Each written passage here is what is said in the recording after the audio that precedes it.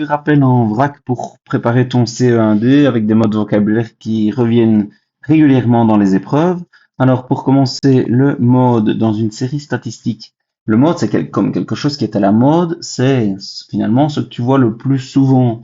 Donc ici, si j'analyse le nombre d'élèves par classe dans les 6 classes de première, je constate que le 23 revient 3 fois, donc le mode, ce sera 23. Il apparaissait une fois ici, une fois là et une fois là.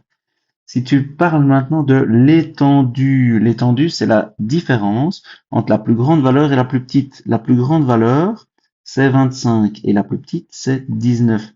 Donc tu fais 25 moins 19 et donc l'étendue dans cette série, ça vaut 6. Parlons un peu de géométrie maintenant. Alors avec la bisectrice d'abord. La bisectrice, quand on parle de bisectrice, on parle d'une bisectrice d'un angle. Alors, je vais la tracer dans l'angle que j'ai représenté à main levée. Mais en fait, c'est une droite donc qui partage un angle en deux angles qui ont chacun la même amplitude. Et puis, il y a la médiatrice. La médiatrice, elle est liée souvent à un segment.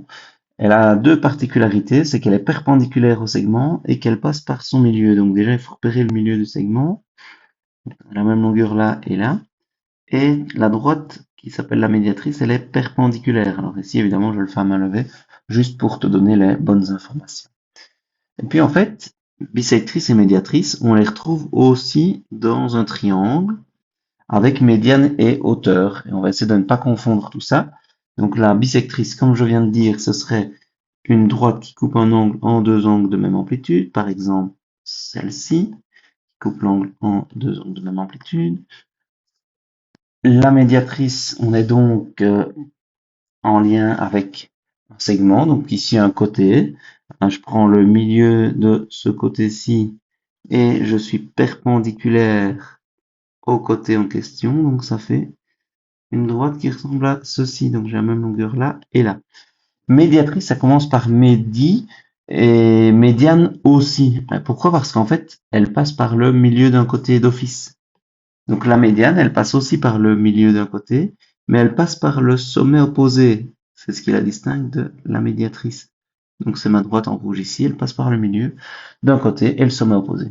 Et enfin la hauteur, dernière droite remarquable, comme on appelle ça, ce sera une droite qui est perpendiculaire à un côté et qui passe par le sommet opposé. Donc si je me mets perpendiculaire au côté que j'ai représenté en bas et que je passe par le sommet opposé, ça fait un truc comme ceci, donc perpendiculaire, et je passe bien par le sommet opposé. Ça, c'est la hauteur. Voilà, essayez de ne pas confondre ces quatre droites remarquables dans les triangles. Et je termine avec le triangle isocèle. Tu as souvent besoin du triangle isocèle et surtout de ses caractéristiques. Alors, tu sais sûrement qu'il a deux côtés de même longueur. Je les ai symbolisés ici par deux petites lignes sur les côtés qui sont isométriques de même longueur. Tu sais aussi que dans n'importe quel triangle, la somme des amplitudes des angles, elle vaut 180 degrés. Et en plus, je te rappelle que donc pour un triangle isocèle, les angles à la base, comme on dit, donc les angles qui sont adjacents au côté qui n'a pas la même longueur que les deux autres, ont d'office la même amplitude. Donc ici, si on se demande l'amplitude des angles rouges, puisque tu as 180 degrés pour les trois angles, que tu retires déjà 40 degrés pour l'angle dont je t'ai donné l'amplitude, il reste en fait 140 degrés. Et comme les angles à la base ont la même amplitude, il suffit de diviser ces 140 degrés par 2 et ça te fait 70 degrés. Donc chaque angle représenté en rouge mesure 70 degrés.